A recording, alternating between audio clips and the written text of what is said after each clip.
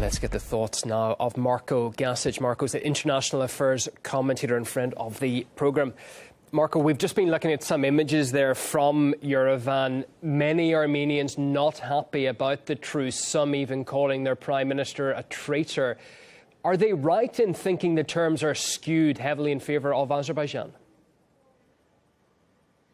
Well, the terms are definitely skewed heavily in terms of Azerbaijan, because effectively what's left of Nagorno-Karabakh will be connected to the safety of Armenia proper by a tenuous land corridor, which is the strength of which is solely the presence of the Russian peacekeeping forces which have been agreed.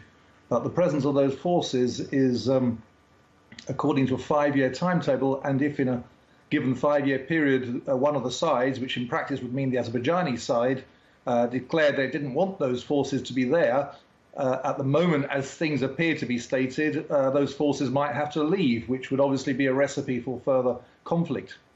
It really does depend on what the real attitude is of the Azerbaijani government and future Azerbaijani governments, and whether they want to have a peaceful relationship with the Armenians, who are their neighbours and historically so, or whether they might want to listen to someone like President Erdogan of Turkey, who is talking about liberating the rest of Nagorno-Karabakh, by which he obviously means the ethnic cleansing of the Christian population there, which seems to be in line with his general policies to the west and east of Turkey at the moment. Well, just on that point, Turkey's foreign minister has hailed the deal as a, quote, sacred success for the brotherly nation of Azerbaijan.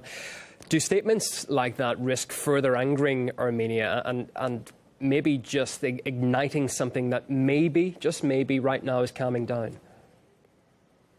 Well, actually, I prefer that statement to the one by Erdogan, because if it's sacred, then hopefully they will want to stick to it. They'll want to understand that whatever the wrongs of the previous conflict at the end of the Soviet Union, by which Azerbaijan lost a lot of its own ethnic areas and its own self-determination was pretty much trampled on by the self-determination of its Armenian neighbour, that wrong, if it was as such, and it really was, in my opinion, has now been righted. So if this deal is sacred, if this ceasefire holds in perpetuity, then at least we'll see a stability return. The people who paid the price, of course, now will have been the Armenians, who have lost half the territory which was their ethnic area previously, and it's unlikely they'll really want to go into that area again after this. So it's a high price to pay. The Armenians are paying it, and it will be worth paying as long as the Azerbaijanis are determined to stick to it.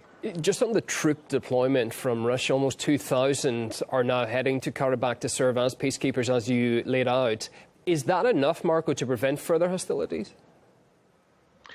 It depends what the discussion between President Putin and the presidents of Armenia and Azerbaijan contained, because if Russia made it clear that it was underwriting, as it were, the security of the peace deal, that it would not stand for its peacekeepers being attacked under any circumstances, and would take action to stop any military action against Nagorno-Karabakh in the zone of safety, then this deal has a chance of succeeding, and the hundreds are simply symbolic of the many hundreds of thousands that could come along well-equipped should the Russian Federation decide that that was appropriate. So it really depends on whether there's been a very strong guarantee of the safety of the remaining area of Nagorno-Karabakh for the Armenian population within it. If so, that will be a powerful incentive for, as I say, the Azerbaijani government, Mr. Aliyev, to respect the sacredness of this deal and not listen to any voices which suggest that he could finish the Armenians off in their hour of weakness. Marko, we're just running out of time, but as you well know, this conflict goes back more than 30 years. If I put it to you, is there one main way to tackle the root causes here, or is it just a plethora?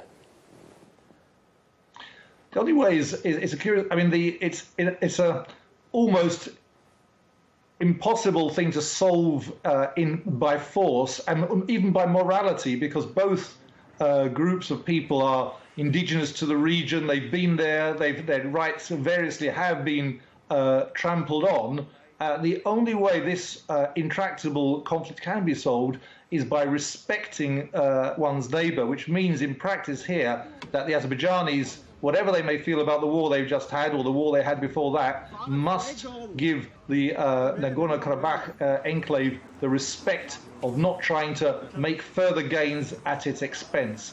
If that respect is shown, I'm sure that the Armenians will return the respect in kind. I mean, they haven't got a position to do anything else. So really, whether this agreement sticks, whether this is now solved, depends on a stable and peace-loving position being taken by the Azerbaijani government after this war. And that should be a permanent peace position that they should take. If so, this problem will be solved within its current borders.